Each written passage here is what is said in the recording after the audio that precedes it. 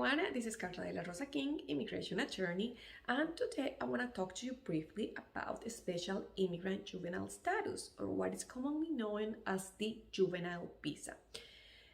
I want to talk to you briefly about this because this is the special immigrant juvenile status. It could be a good tool for an undocumented child to be able to obtain lawful permanent resident status. So if you have a child that lives with you, that you are taking care of that child, and that child, it could be your own child, or it could be a nephew, a grandchild, but that child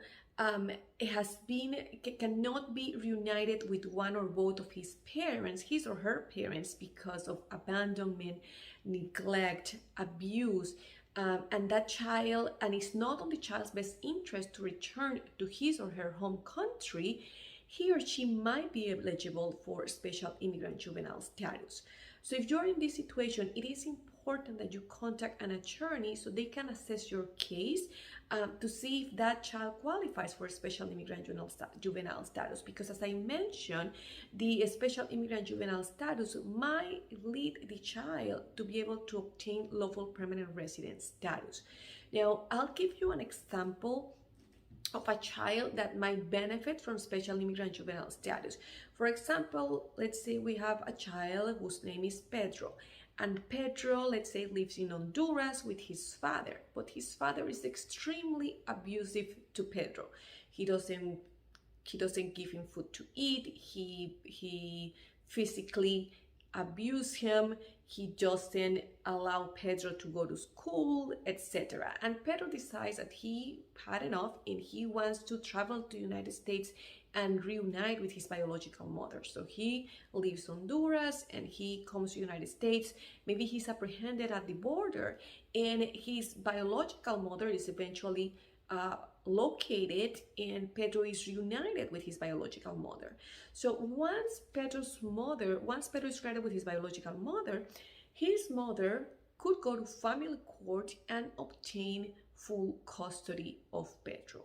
Once she obtains full custody of Pedro, he might be eligible for special immigrant juvenile status because he was abused by his biological father in Honduras, and it's not in his best interest to return to Honduras.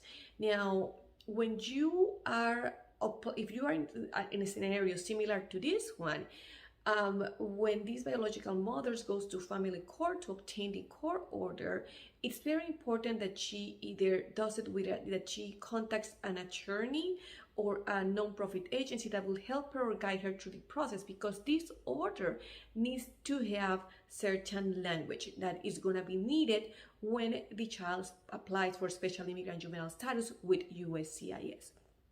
So if you're in this situation, or a child that you know is in this situation, please contact an attorney or go to a non-for-profit agency that deals with this type of cases, because that child might be eligible for a special immigrant juvenile status, which will eventually lead him to or her to obtain lawful permanent resident status.